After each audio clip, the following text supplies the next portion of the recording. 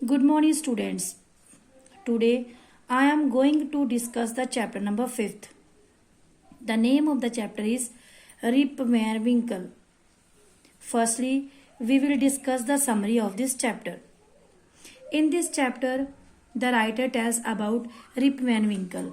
ये जो चैप्टर है किसके बारे में है? रिप वैन विंकल के बारे में.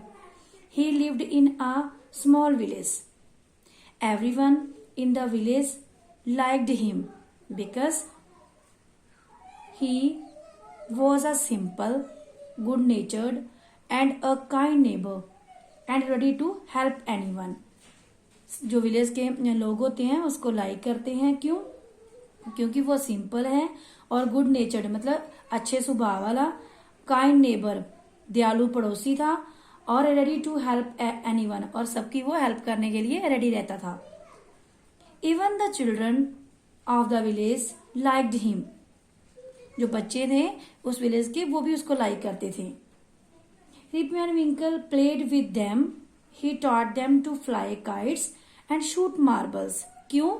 क्योंकि वो उनके साथ खेलता था, उनको पतंगे उड़ाना सिखाता था और उनके साथ मार्बल्स होते हैं बेटा जो पत्थर से छोटे छोटे होते हैं और जो बॉयज खेलते हैं वो उनके साथ खेलता था. Okay, but only problem with Rip was that he was very lazy. Lazy क्या होता है? सुस्त, जो एक्टिव नहीं होता. सिर्फ उसकी एक ही प्रॉब्लम थी कि वो लेजी था. कौन?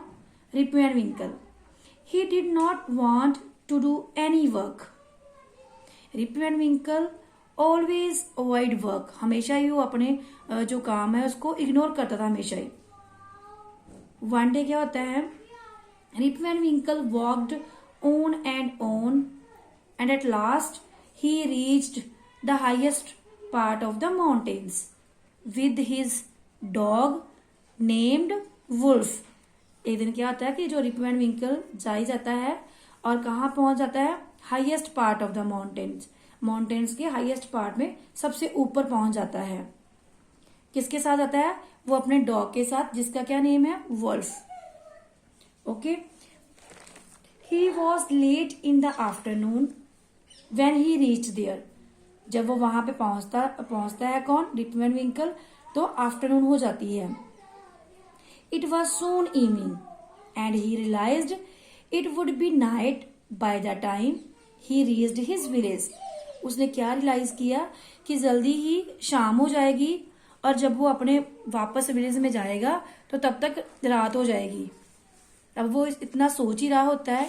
सडनली एन ओल्ड मैन सा हिम.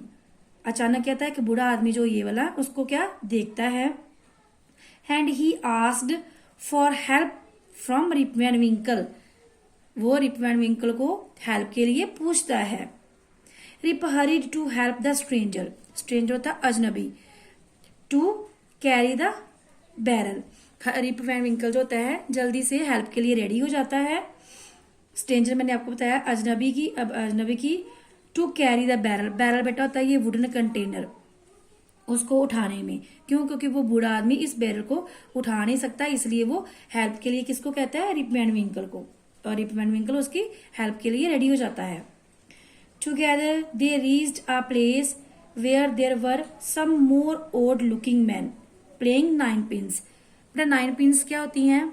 ये एक गेम होती है जिसमें बॉटल्स होती हैं और बॉल के साथ हम थ्रो करते हैं और दोनों ही वहां पहुंच जाते हैं जहां और भी ओड होता है कि जो देखने में अलग होते हैं आदमी होते हैं वहां पहुंच जाते हैं और जो क्या कर रही हैं? 9 पिन्स गेम खेल रहे होते हैं, उनके पास पहुंच जाते हैं. Rip was very thirsty so he drank contents of the barrel and slowly fell into a deep sleep. Rip Van Winkle जो होता है वो ट्रस्टी होता है, वो उसको बहुत प्यास लगी होती है.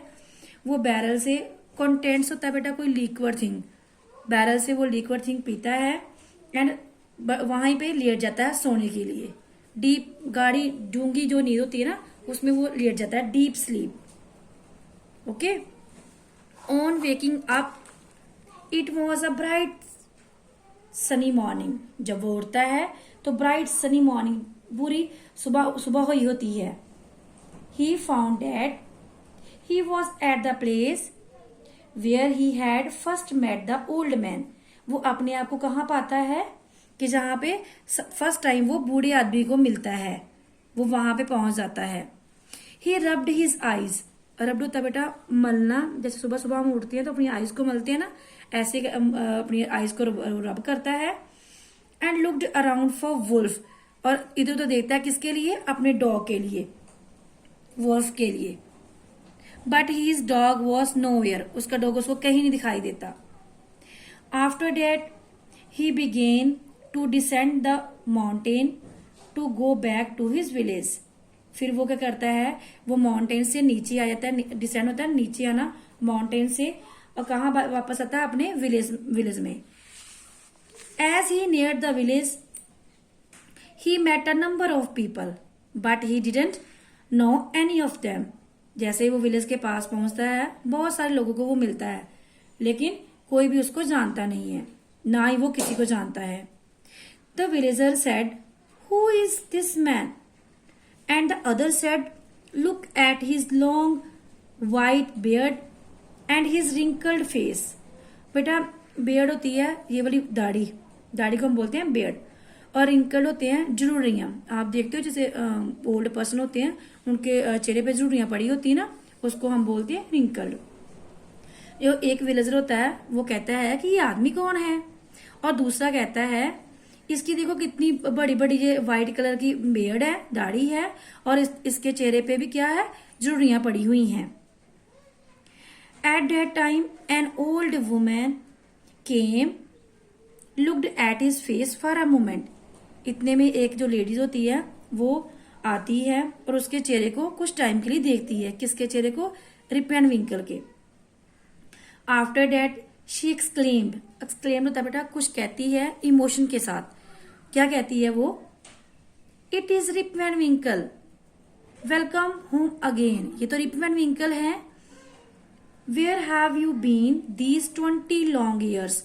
क्या कहती है उसको, रिप एंड विंकल को, कि तुम 20 साल तक कहाँ थे। इसका क्या मतलब हुआ बेटा, कि जब जो रिप एंड विंकल हैं, जब वो बूढ़े आदमी से बैरल से कंटेंट कोई लिक्विड थिंग पीता है, तो वहां माउंटेन के ऊपर लेट जाता है, वहां पे सो जाता है, सोता ना, वहां पे वो 1 नाइट के लिए नहीं सोता, वहां पे वो पूरे 20 साल तक सोया रहता है। और जब वो जागता है तो 20 साल के बाद वहां अब कहाँ पाता है अपने आप को, जहां वो फर्स्ट टाइम बूढ़े आदमी को मिला होता है।